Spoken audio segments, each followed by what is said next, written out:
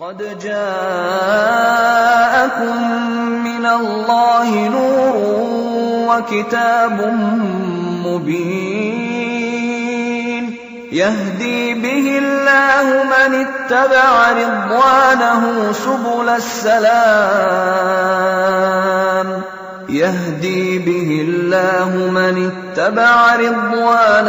سبل السلام ويخرجهم من الظلمات إلى النور بإذنه ويهديهم إلى صراط مستقيم.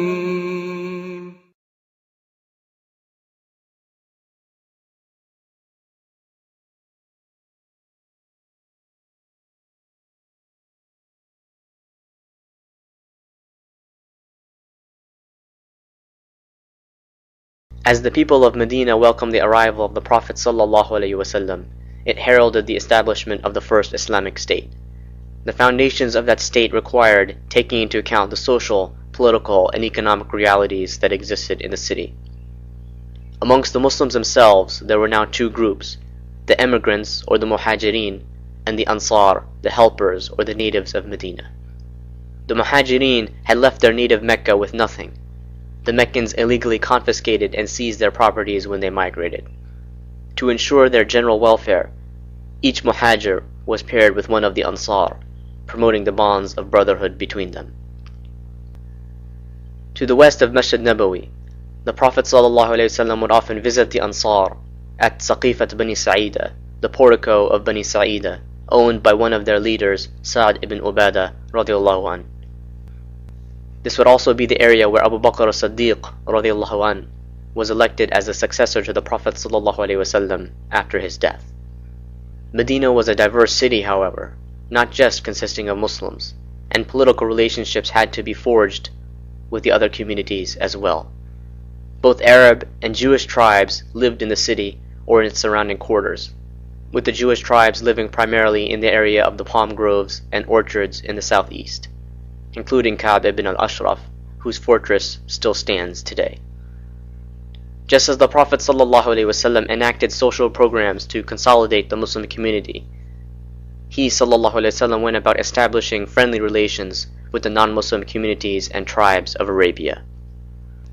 A constitution was chartered, which set down codes of conduct between the Muslims themselves as well as the Jewish tribes, guaranteeing religious freedom, mutual consultation in political affairs, and requiring mutual protection of the other.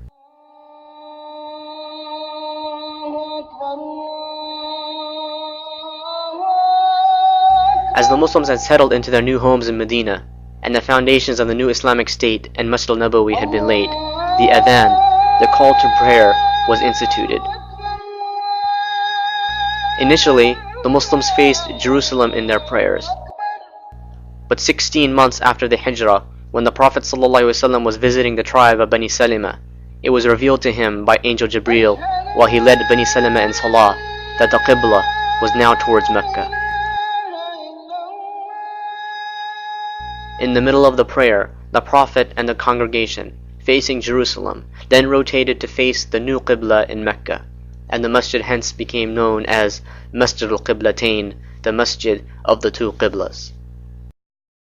The changing of the Qibla testified that the followers of Islam were a unique and distinct community, true inheritors to the legacy of Prophet Abraham.